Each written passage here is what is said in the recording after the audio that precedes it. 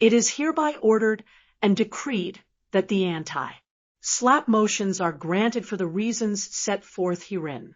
This case arises from alleged statements and/or conduct of the defendants, who host true crime podcasts on YouTube and moderate online discussions with members of the public through online chat rooms about news and/or criminal investigations.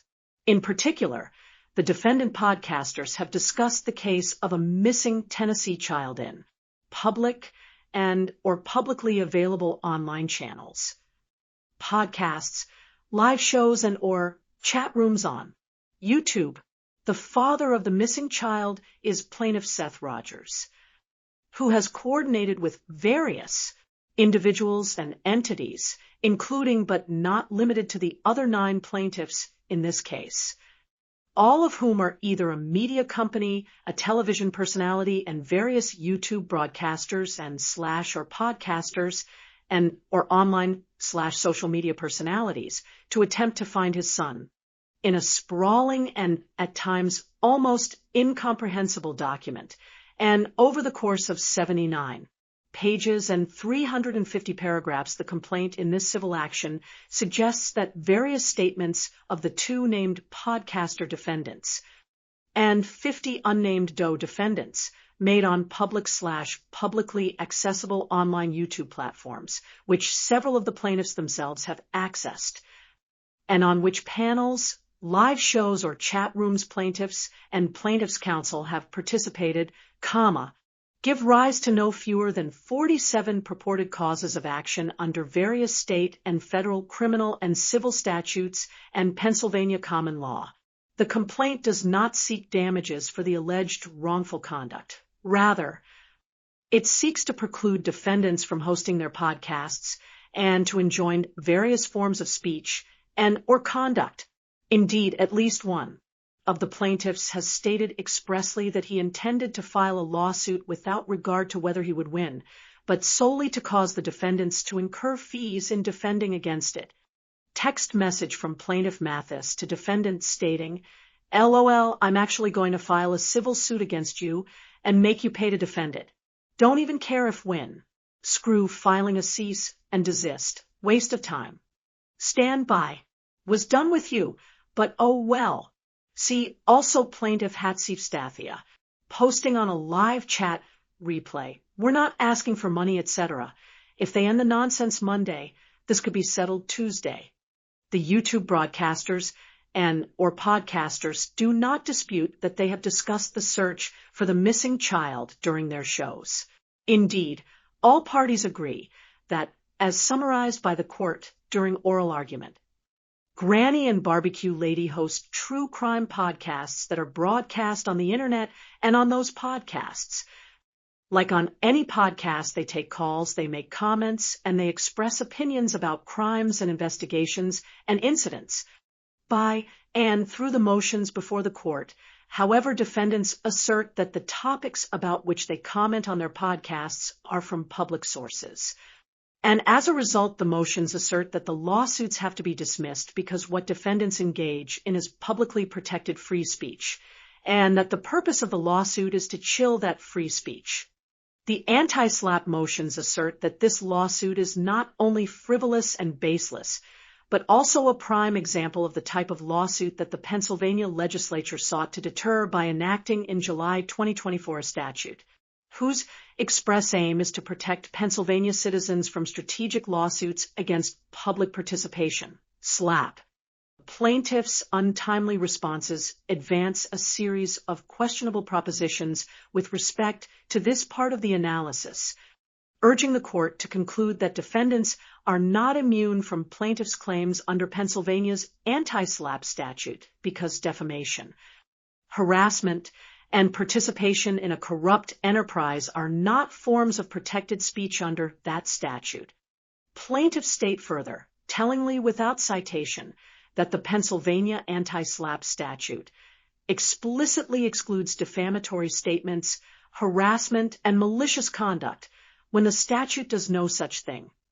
Similarly, plaintiffs suggest that the defendants' alleged statements fall outside the scope of the statute's narrow definition of protected public expression beyond the inapposite case law. Moreover, plaintiffs cannot credibly claim that the search for a missing child, for which they themselves have coordinated extensive efforts publicly, as described throughout their complaint, is not a matter of public significance.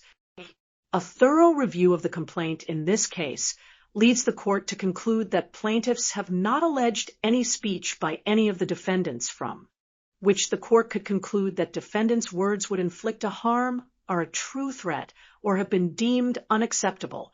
There is nothing in the complaint that provides any specific information of how defendants are causing others to act on their alleged accusations. No information as to which of the defendants made the statements, no information as to who the unnamed others are, or how the others harmed plaintiffs. In light of the foregoing, the court concludes that the defendants' YouTube broadcasts/podcasts fall well within the freedom of speech protections afforded by the First Amendment to the U.S. Constitution. Moreover, defendants' speech on their YouTube broadcasts/podcasts can be fairly considered as relating to a matter of concern to the community, the search for a missing child, and/or are subjects of legitimate news, interest subjects of general interest, and of value and concern to the public. Overall, plaintiffs' responses to the anti-Slapp motions are as unhelpful to the court's resolution thereof as the complaint. See infra, but for different reasons. Put differently, plaintiffs' untimely responses are as anemic as their complaint is verbose. Surprisingly, given the length and breadth of the complaint's wild allegations and its 47 supposed counts, the responses to the anti-Slapp motions contain no reference whatsoever to any of those allegations, and no analysis of how any of those allegations establish any prima facie claim, whether with respect to the 47 counts in the complaint or even just the 4 claims that the responses state flatly have been established. Plaintiffs' unwieldy and cumbersome complaint prevents defendants from discerning the salient facts and civil torts that they have supposedly violated, thus rendering the defense of such a lawsuit even more difficult and costly than a lawsuit that is drafted with directness and clarity. Although the court has attempted to decipher the complaint, the court notes that plaintiffs' untimely, paltry responses to the anti-Slapp motions fall far short of demonstrating that the immunity afforded by Pennsylvania's anti-Slapp statute does not apply in this instance, or that plaintiffs have properly pled or supported any viable cause of action against the defendants. Indeed, the civil complaint is a rambling and disorganized document that reads more like a salacious tabloid peppered with references to an undefined enterprise and a host of criminal Pennsylvania and federal statutes that defendants are accused of violating.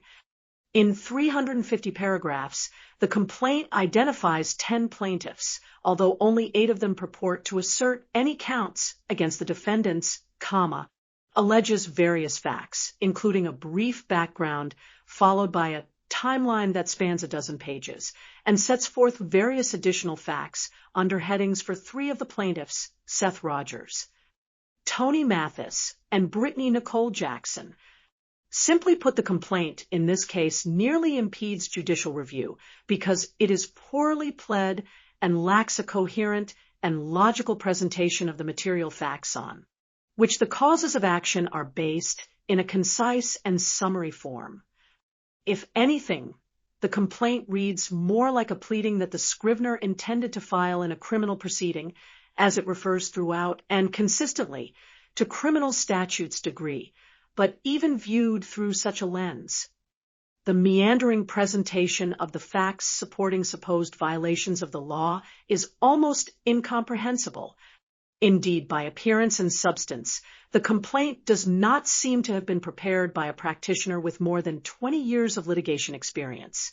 The repeated references to criminal conduct, criminal liability, and the alleged involvement of the former Attorney General of the Commonwealth of Pennsylvania suggests that it was the intent of at least some of the scriveners to scare the defendants into believing that there could be or might be criminal charges filed against them. the exhibits appended to defendants' submissions, the communications from plaintiffs Mathis and Hatziv-Stathia, certainly support the conclusion that plaintiffs intended to scare defendants from continuing to broadcast/podcast or else be tied up in litigation solely for litigation's sake. In sum, the court is constrained to agree with defendants' summary, although the text from plaintiff Mathis is clarifying in its brutal honesty. We don't need it to prove that this lawsuit is precisely the kind that this legislature sought to curb. The complaint itself has all the hallmarks of a slap.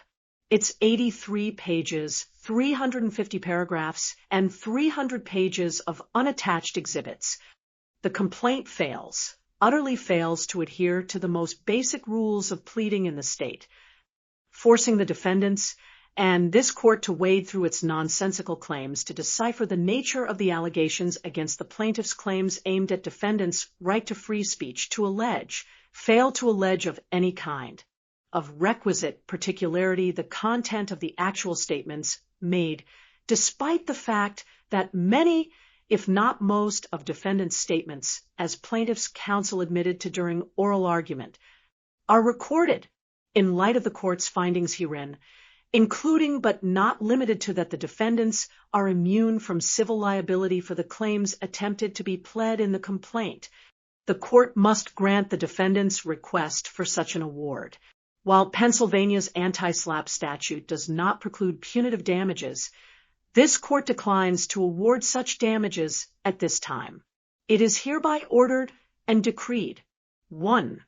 Defendants' motions to dismiss the causes of action asserted against them based on the defendants' protected public expression immunity are granted. 2. The complaint is dismissed in its entirety with prejudice. 3. Plaintiffs are responsible jointly and severally for and shall pay defendants' attorneys' fees, court costs, and expenses of litigation and costs.